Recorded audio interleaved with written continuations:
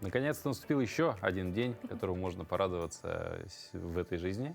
Но не всем, да, Ну, можно порадоваться. может быть, есть у кого-то причины грустить этому дню, но мы постараемся сделать все возможное и зависящее от нас, чтобы изменить этот настрой. И день прошел обязательно с улыбкой, с настроением, и опять же с достижением всех целей, которые на сегодняшний день поставили. И достигать их сегодня обязательно, потому что рабочая неделя подходит к концу, и если какие-то так называемые хвосты у вас остались, надо их обязательно подтянуть. Да, ну а мы очень рады, что это пятничное утро вы встречаете вместе с нами.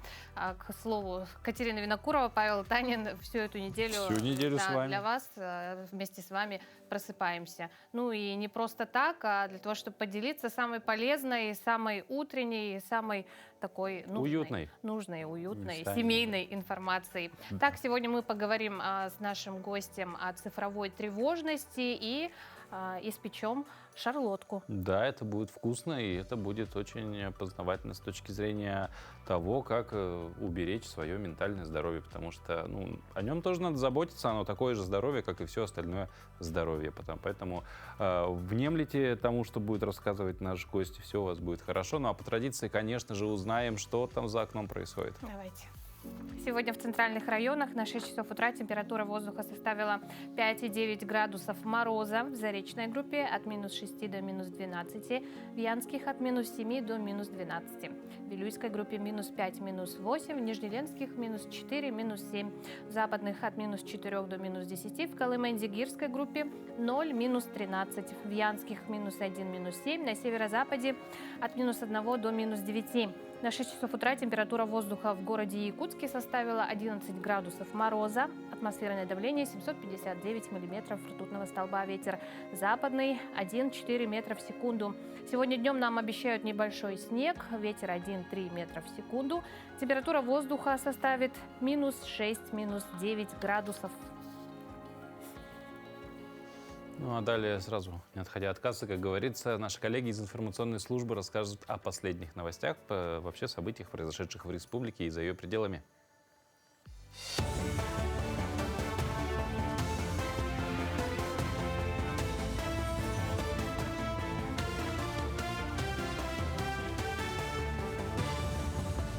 Доброе утро, коллеги. Далее блок новостей.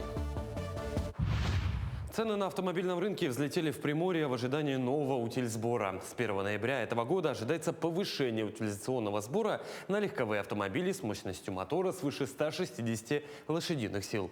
Такой закон анонсировал Минпромторг страны. В случае его принятия цены на авто с объемом двигателя в 2 литра поднимутся как минимум на 800 тысяч рублей.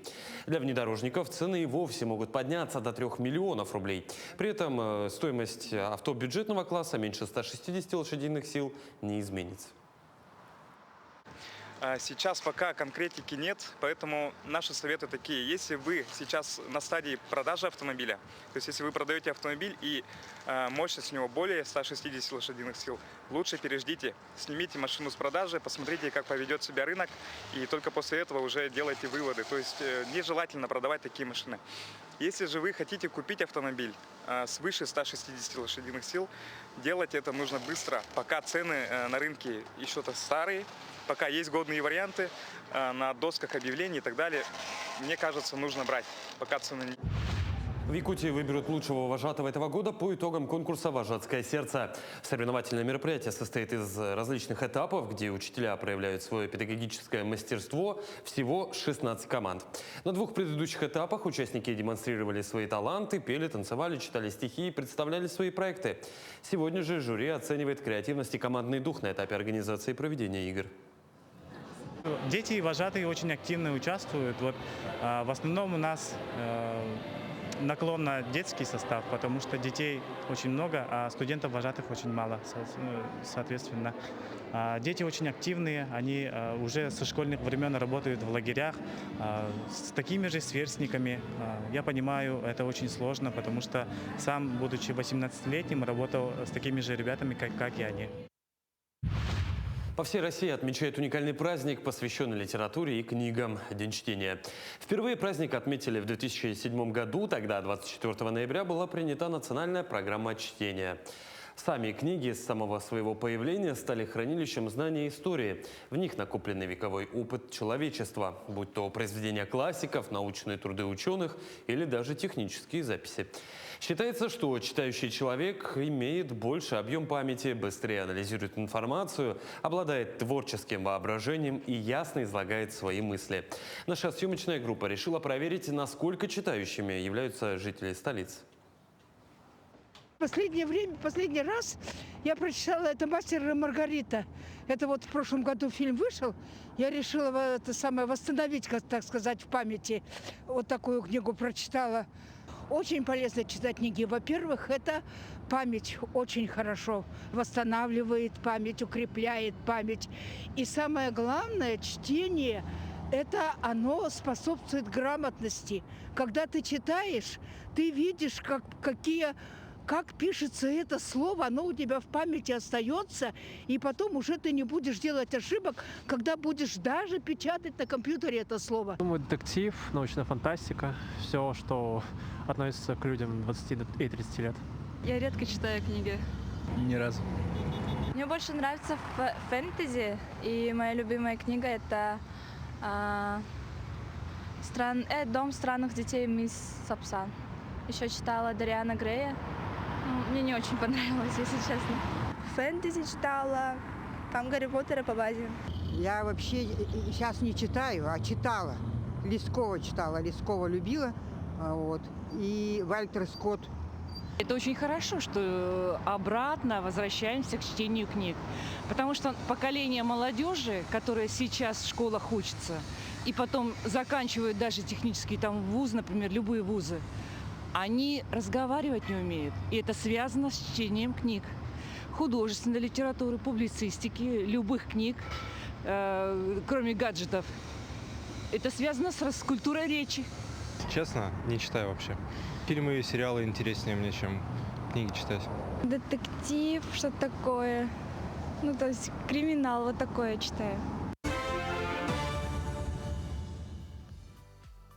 Ну а теперь самое время проснуться, взбодриться, зарядиться энергией на весь день. Присоединяйтесь к нашей утренней зарядке. Всего несколько минут, и вы почувствуете себя бодрее, свежее и готовыми к новым свершениям. Повторяйте за нашим инструктором, и пусть ваш день стартует активно и позитивно.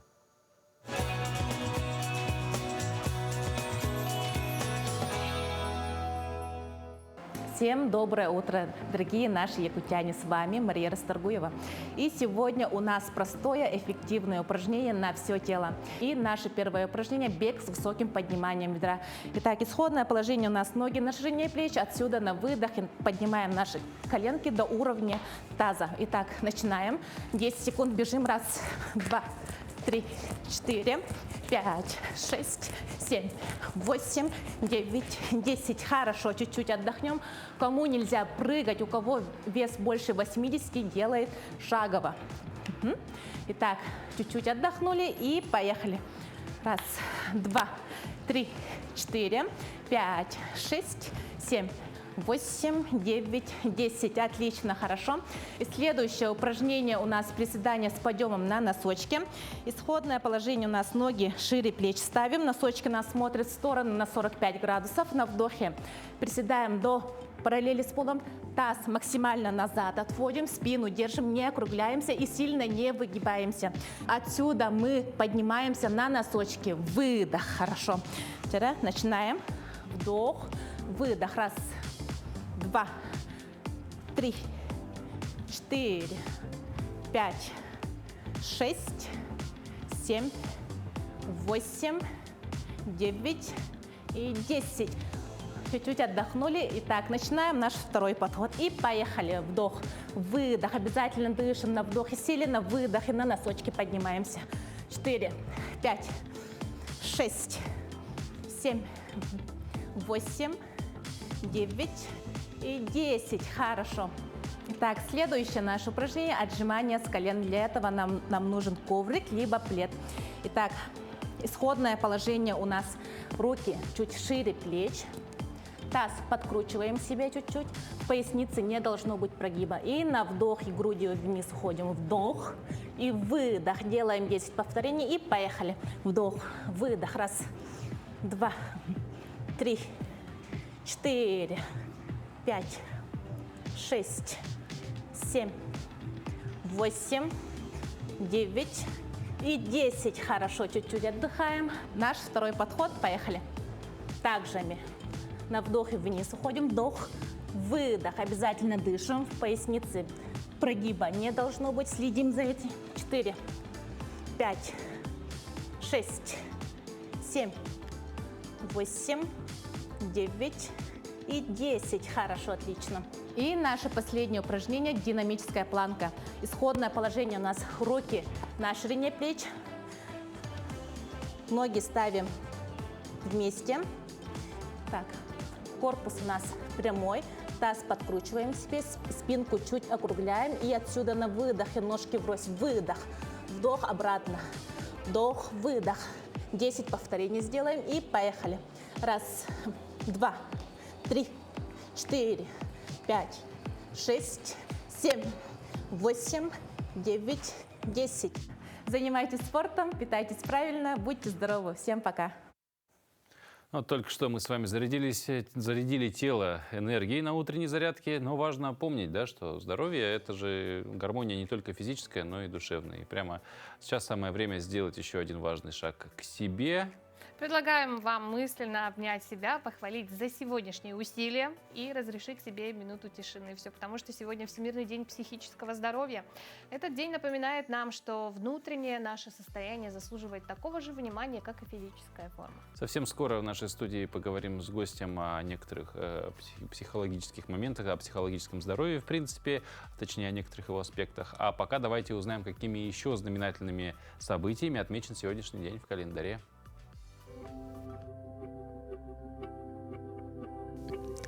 На календаре 10 октября. Всемирный день психического здоровья. По народному календарю Савватий Пчельник. На Руси в этот день заканчивались пчелиные девятины. 9 дней, в течение которых нужно подготовить пчел к зиме. Пчеловоды убирали в амшаники последние ульи и просили своих детей помолиться святому Савватию.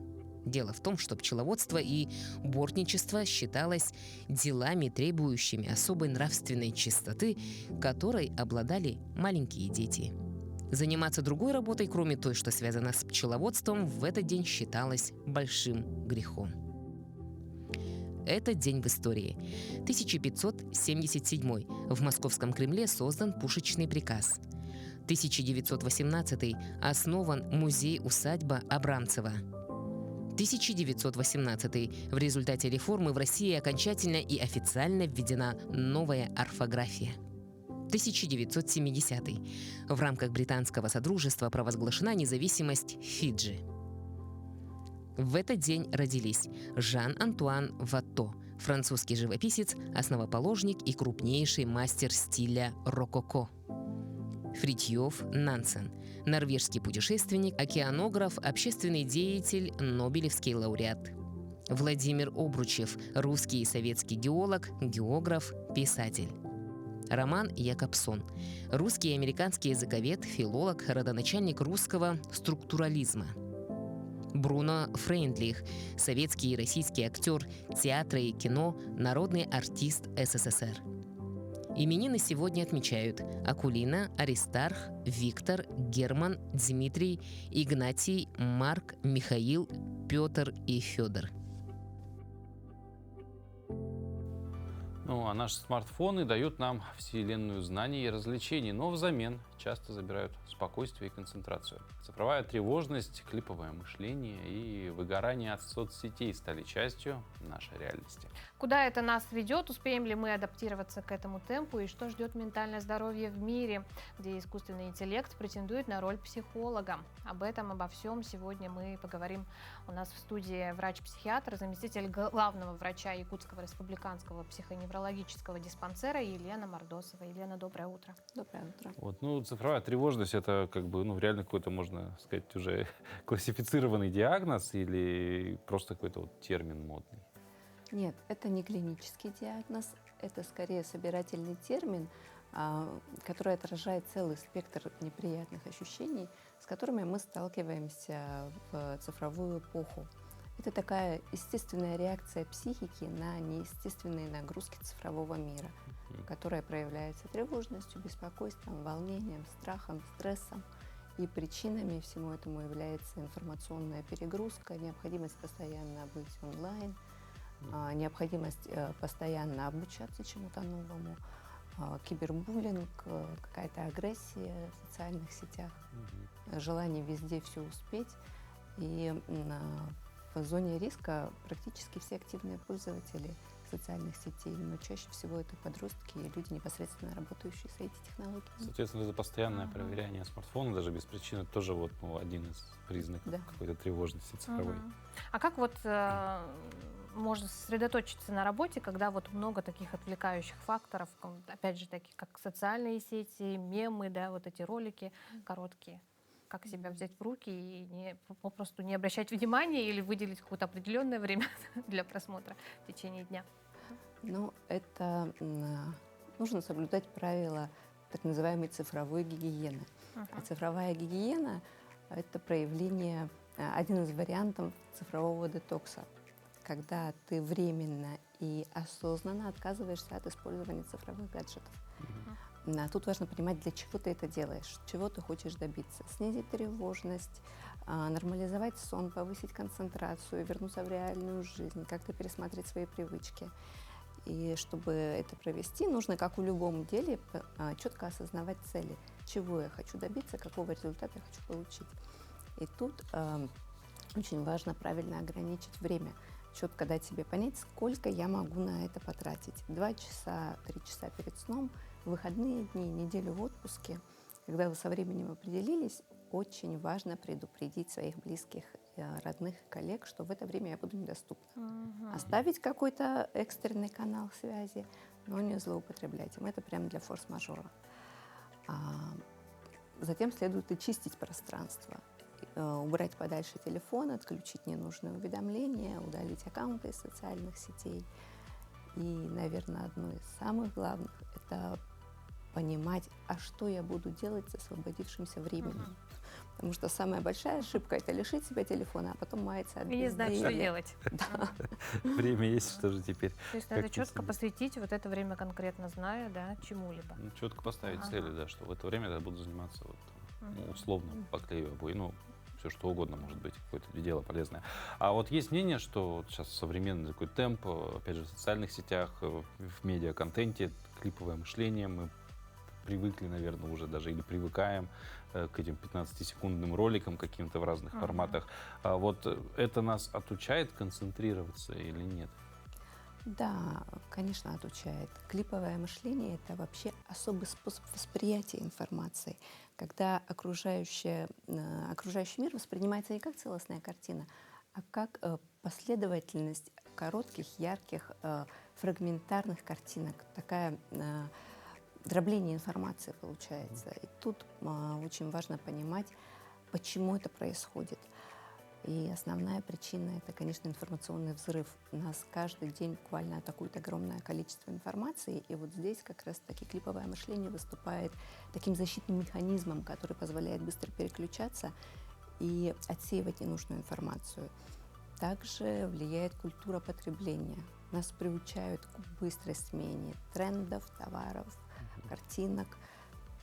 Это отражается на мышлении. И вот это наша многозадачность, когда мы пытаемся сделать несколько дел одновременно, дробит наше внимание и усиливает клиповость. Хотя многие люди воспринимают клиповое мышление как что-то негативное, на самом деле у него есть достаточно серьезные плюсы. И это скорость реакции, это очень хороший сканер, который позволяет моментально отчленять ненужную информацию, и это адаптивность к современному миру. Но минусы тоже очень значительные. И основной из минусов – это неспособность к глубокому погружению, поверхность информации. Также такой человек становится уязвим для манипуляций. Появляются проблемы в общении, развивается эмоциональное выгорание. Бороться с клиповым мышлением – это бессмысленное дело, это наша реальность, поэтому нужно его компенсировать, развивая глубинное мышление. И тут вот очень хорошо помогает чтение книг, привычка анализировать информацию, даже цифровая гигиена. Клиповое мышление – это не приговор, это новая характеристика познавательных процессов. И наша главная задача не избавиться от него, а Научиться с ней жить научиться жить правильно, использовать основные плюсы. Да.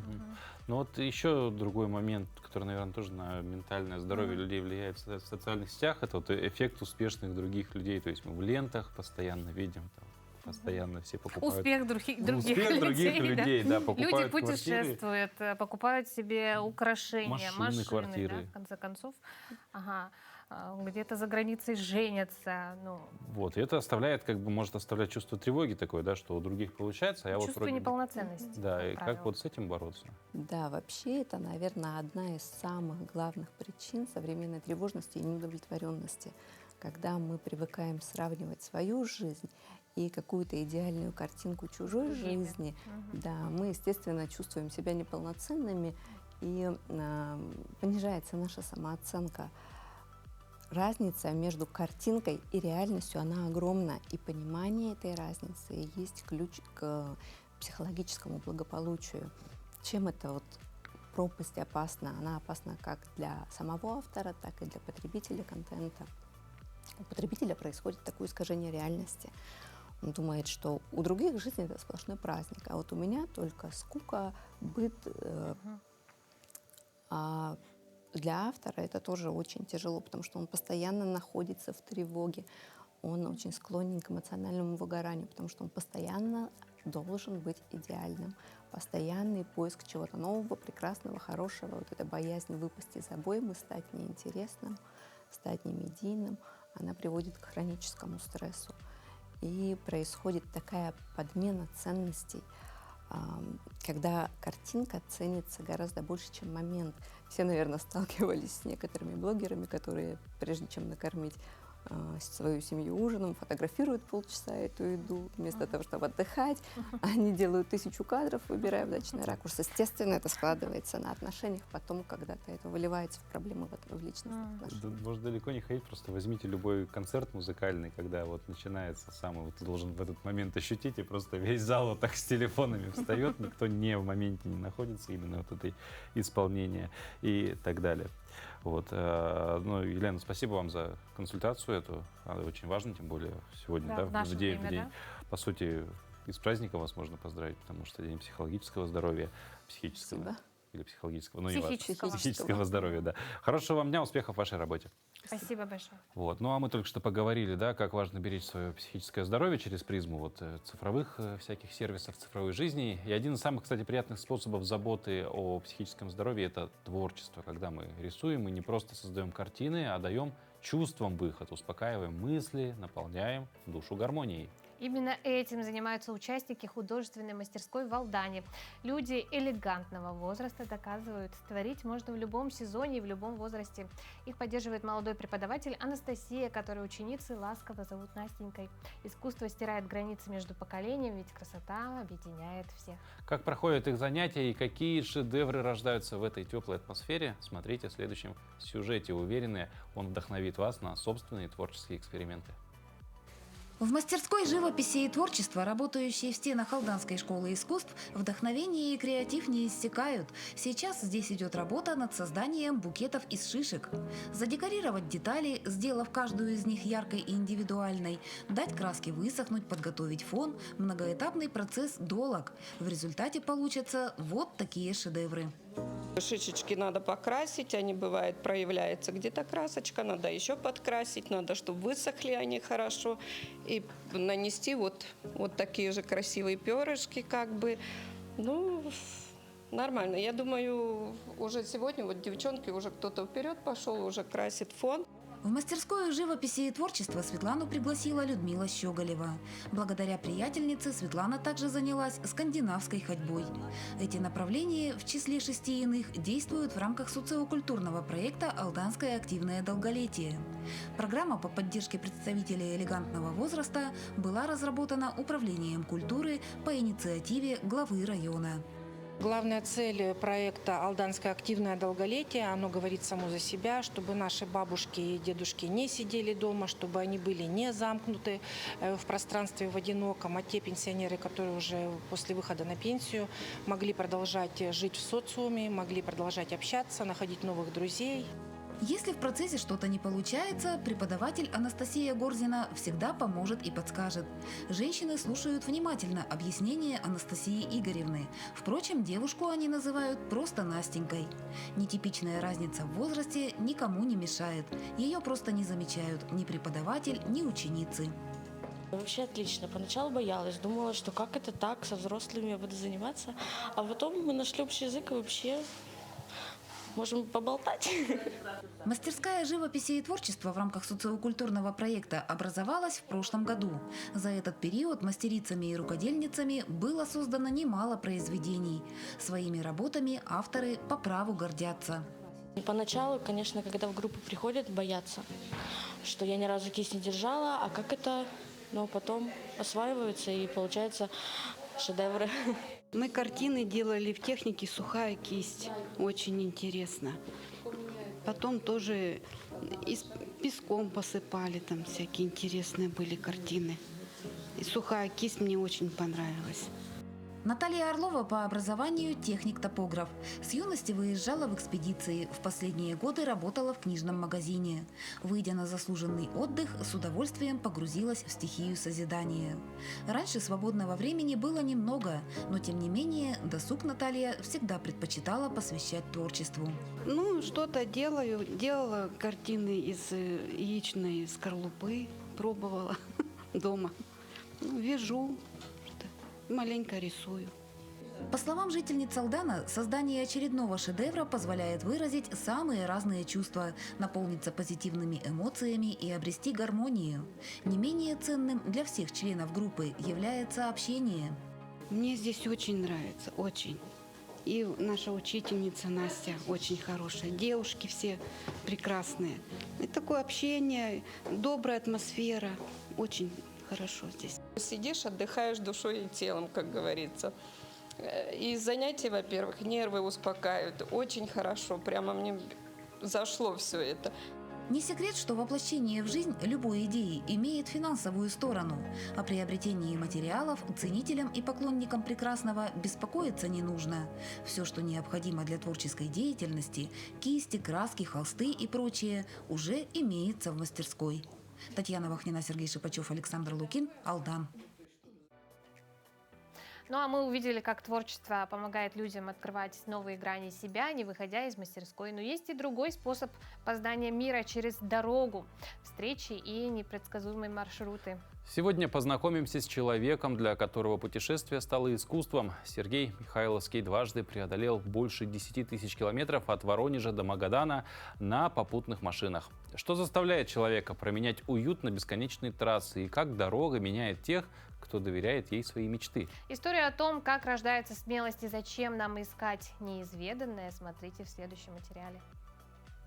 Больше 2 месяцев в дороге, рюкзак весом по 30 килограммов, палатка, спальник и котелок в обязательном наборе. Сергей Михайловский во второй раз покорил трассу до Магадана автостопом. Всем доброе утро. Впервые отправиться в Магадан Сергей решился, когда на фотографии увидел монумент «Время». В 2021 году он вместе с супругой Людмилой автостопом добрался до столицы Колымы. Тогда их история стала известна на всю страну. Спустя 2 года после того, как жены не стало, Сергей решил повторить этот путь снова. В этом году у меня тоже было желание посетить вот Чудного Мамонта, посетить Охотское море, побывать здесь.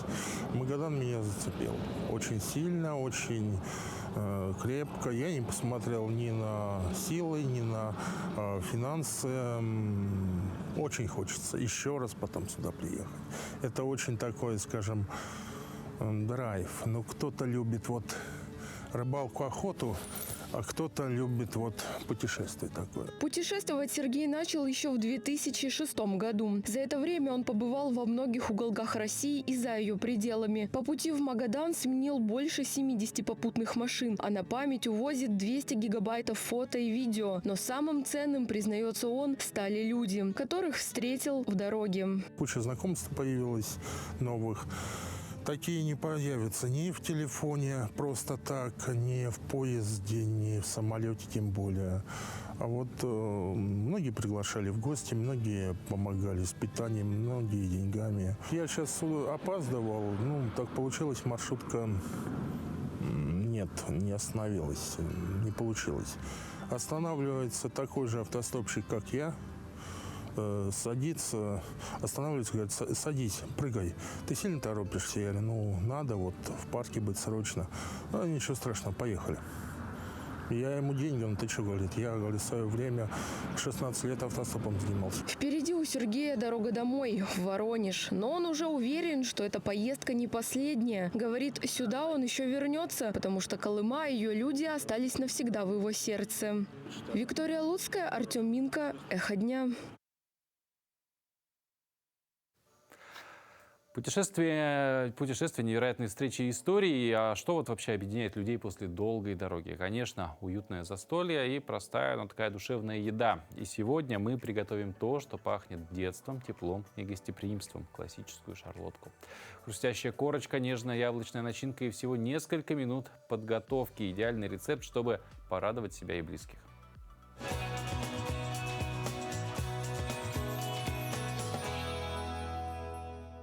Доброе утро!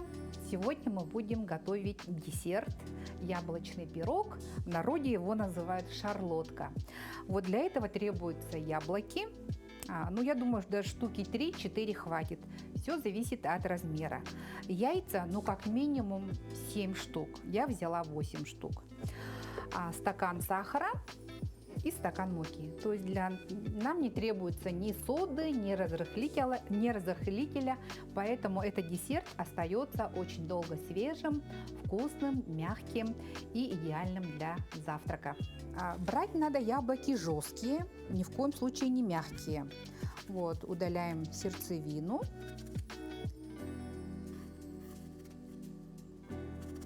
Вот мы заготовили яблочки, порезали на один противень. Сейчас мы займемся маслом. Берем сливочное масло, обязательно оно должно быть как минимум 70%. Растопим и подготовим духовочку, разогреем, чтобы температура была 180.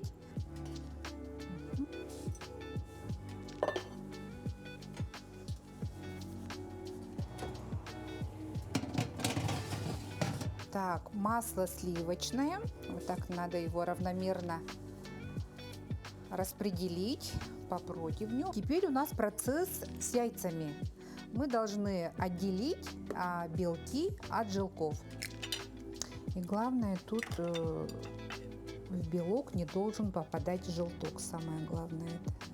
Значит, у нас отделенные белки и желток. Где-то 2/3 стакана сахара кладем в белок, а где-то 1/3 в желток.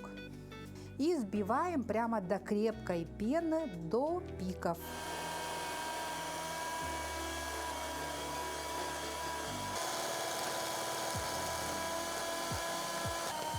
Вот мы взбили до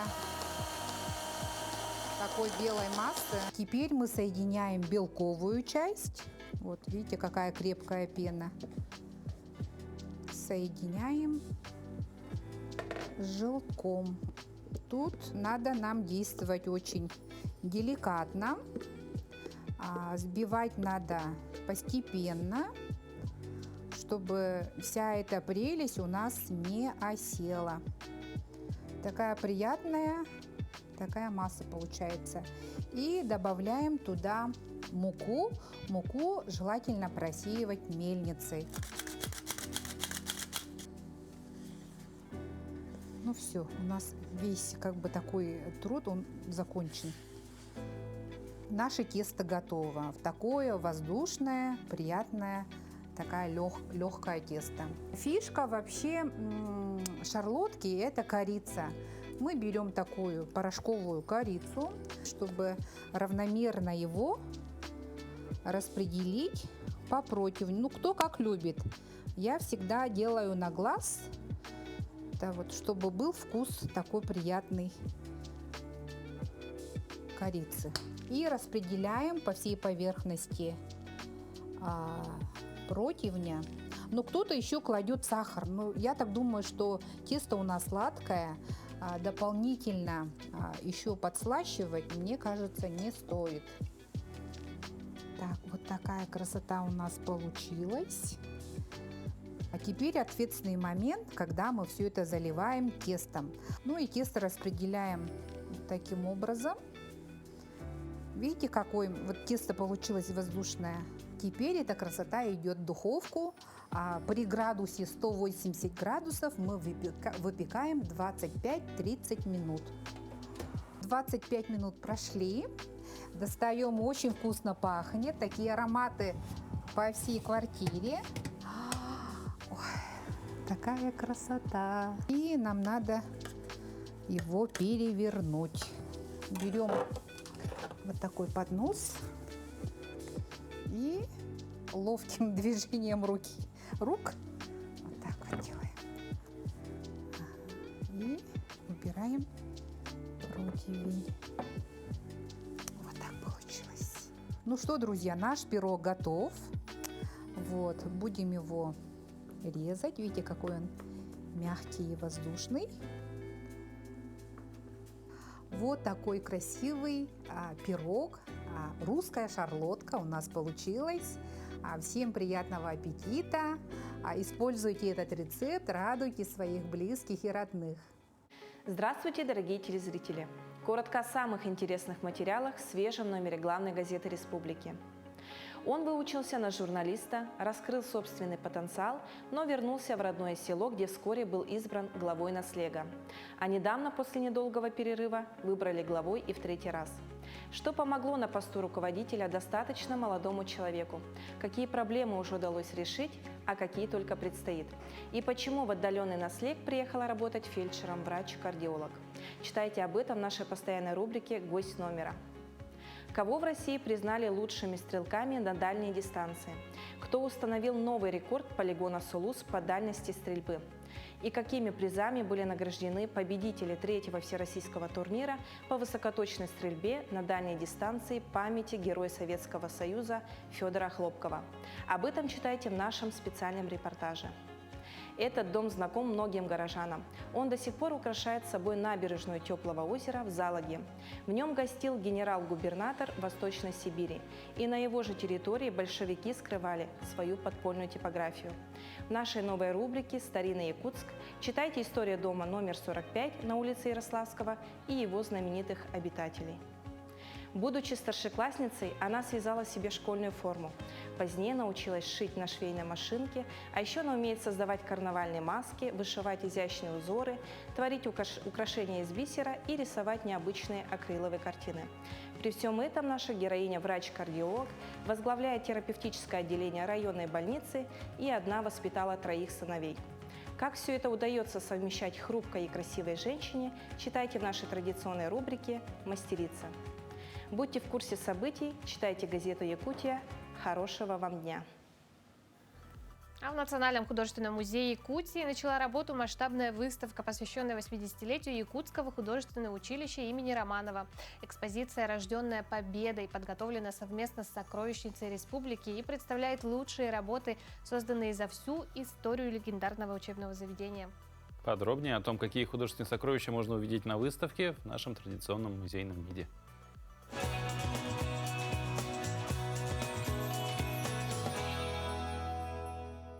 Сегодня вот представляем совместный проект с сокровищницей республики с юбилеем ЕХУ, художественного училища имени Петра Петровича Романова, посвященный 80-летию нашего училища, создания нашего училища. Выставка называется «Рожденные победой». К вашему вниманию тут представлены работы разных лет, студенческие работы, также представлены работы наших выпускников, которые уже являются именитыми мастерами по всей республике. Где-то больше 100 изделий, уникальных авторских работ. Например, вот на афише стоит наш известное кольцо, выполненное Егором Кларовым в 4 курсе, дипломная работа. Называется «Иесирь».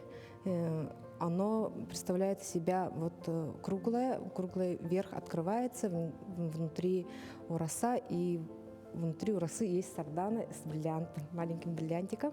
Ага. Вот это кольцо нам принесло уникальные награды. Знак Карла Фаберже, который нам представили в Новосибирске. Также Егор Кларов сам участвовал в Дельфийских играх, одним из первых, и удостоился золотой медали. Также из постоянной экспозиции в сокровищнице к нам представлены уникальные работы Сергея Николаевича Колодезникова.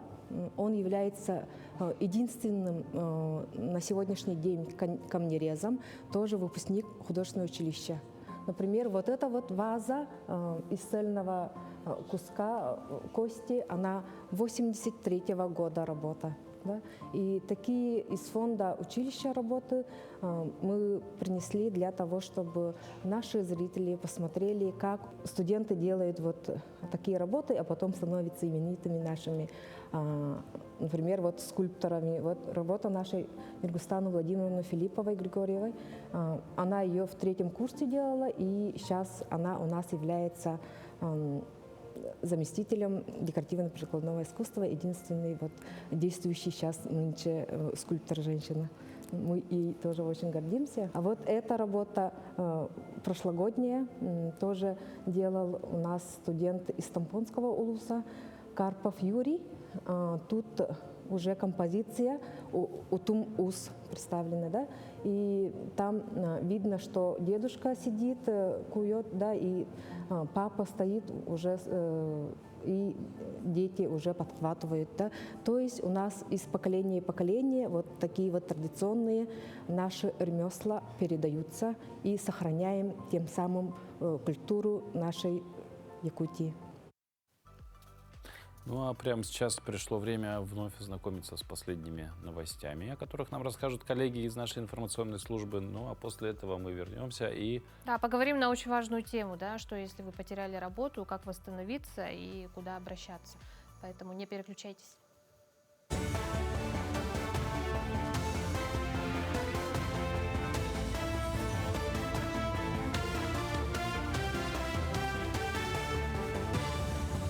Мы продолжаем рассказывать о самых заметных событиях в республике, стране и мире.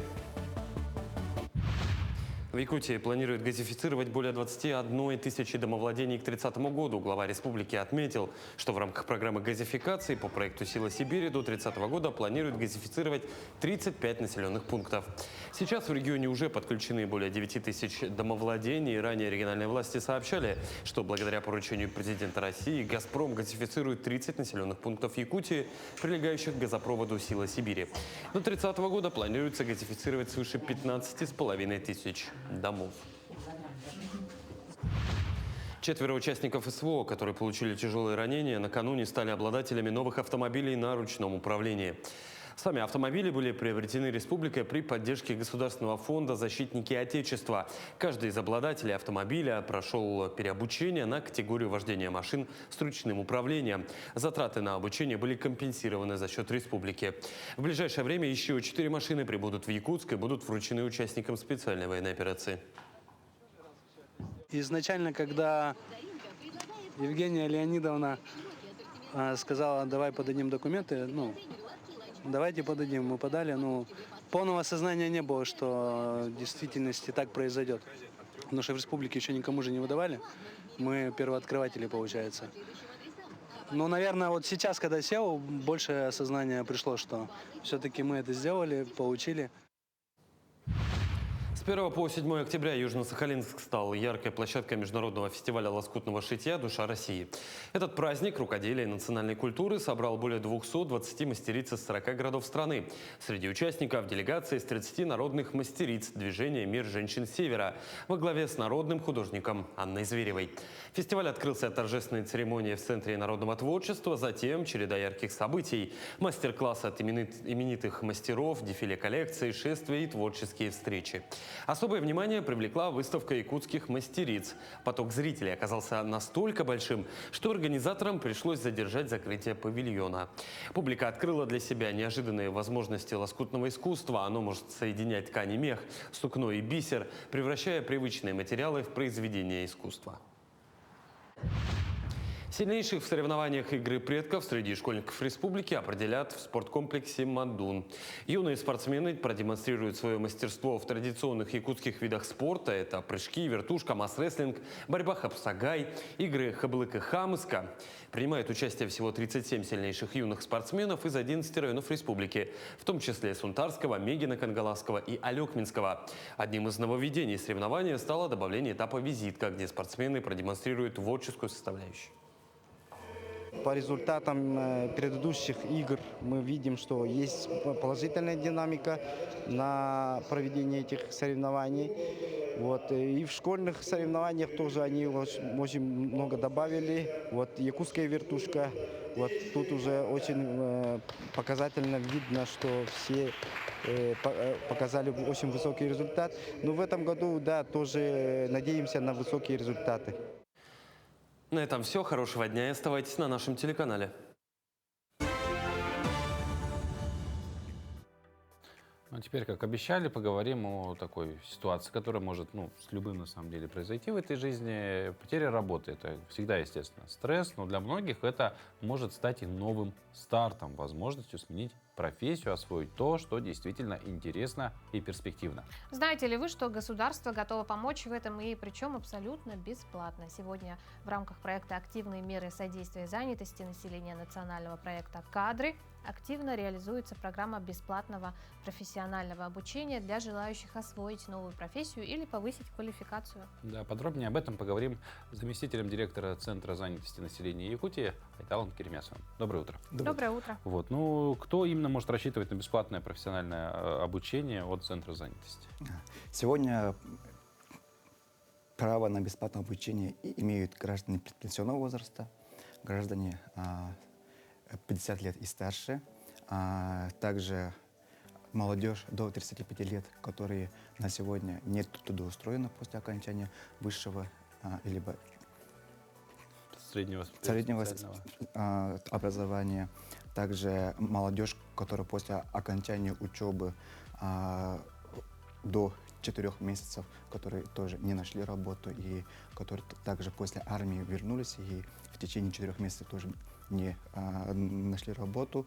Также имеют право граждане, которые находятся в декрете, то есть не только мамочки, но и это могут быть и отцы, это могут быть и бабушки, и дедушки, а также, конечно же, это участники специальной военной операции и их семьи. Достаточно большой перечень людей, у кого есть такая возможность. А как вообще выглядит этот путь от постановки на учет, скажем так, да, и до начала учебы? Все начинается с обращения в наши центры занятости, которые у нас есть в 35 районах республики, город Якутск и Жатай, они объединенные. Также можно это сделать дистанционно через портал «Работа в России». После обращения в наш центр, либо через портал, каждому участнику уже будущему мы прикрепляем специалиста, который будет уже сопровождать, то есть профориентация, точно ли наши специалисты помогут данному человеку определиться с профессией, да, направлением, что ему подходит, кем он может стать. И уже после этого, после прохождения всех процедур, данный человек может уже в дальнейшем пройти обучение и в последующем туда устроиться. А как вот определяется направление? Я прихожу, говорю какие-то свои варианты, чего я хочу, или, может быть, какой-то тест проходит? Да, тесты есть, подходит, да? Соответственно, да, у нас есть методика работы федеральная, по которой мы работаем, наши специалисты, получается, по данным и тестам, и алгоритмы уже выявляют Ну так значительно легче, да? Ну да, то есть, как бы, я так понимаю, что и профессии, которые можно освоить, их тоже немало, поэтому, ну, чтобы не потеряться, хорошо, что оказывается такая помощь, поддержка. А вообще по каким, да, раз мы говорим, что много, по каким специальностям и профессиям, да, сегодня можно обучиться через центр занятости? Ну и если это очень много, да, большой перечень, хотя бы 3, наверное, самые, на ваш взгляд, востребованные сегодня. Ну, гражданам на сегодня предлагается более 40 образовательных программ, которые подходят нашим реальным показателям и потребностям регионального рынка труда. И, ну, самые такие, это, ну, конечно, это промышленные, это машинисты бульдозера, эскаватора, также сейчас очень востребованы IT-направления, медицинские направления. И, по сути, все направления у нас имеются. Очень много у нас граждан обучается по направлению швея и так далее. Айтал, как долго длятся курсы, да, для всех ли направлений он единый, да, и какой формат обучения, да, предусмотрен? Очно, заочно, онлайн? Курсы у нас длятся от 1 месяца до 6 месяцев, зависит от сложности данной профессии. И, конечно же, в наших реалиях это можно и очно, можно и очно-заочно. Все форматы у нас имеются. Опять же, удобно. Что удобно, да? Опять-таки. Вот. Ну и, наверное, завершая, да, беседу, что бы хотели пожелать людям, которые вот, по тем или иным причинам, да, остались без работы, боятся, что навыки их устарели, и с чего им начать? Ну, самое главное — это не бояться. Рынок труда у нас меняется, но все равно нужно встать на ноги. Подходите в наши центры занятости, наши специалисты с огромной радостью вам всем помогут и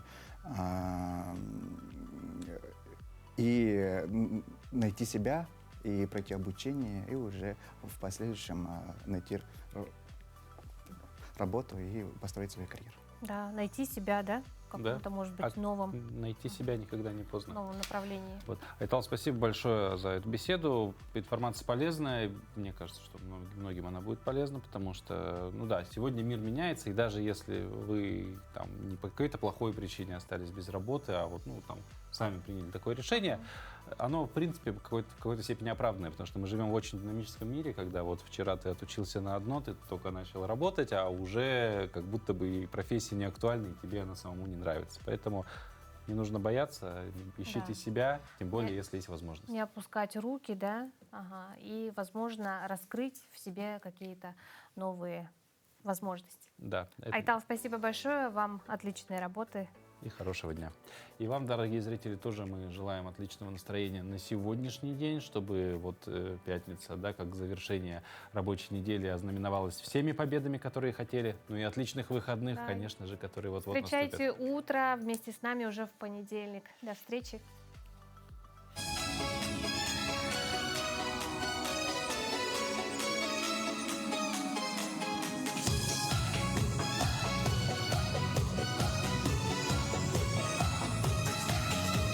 Я загрущу, ну а ты рассмеешься по-разному. Все с тобою у нас. Знаю, ко мне все равно ты вернешься, хоть мне нелегко в разлуке сейчас. Быстро закрутилась, не веретено. Только все равно я огонь, ты вода, где слова там песни, там где ты, там и я, словно тени свет. Я огонь, ты вода, но опять вместе, там где ты, там и я. Хочешь или нет, хочешь или нет. Нет между нами ни грусти, ни боли, ведет за собой нас ниточка, нить. Пусть далеко ты, но все в нашей воле, а значит с тобой нас не разлучить. Быстро закрутилась, не веретено. Только все равно я огонь, ты вода, где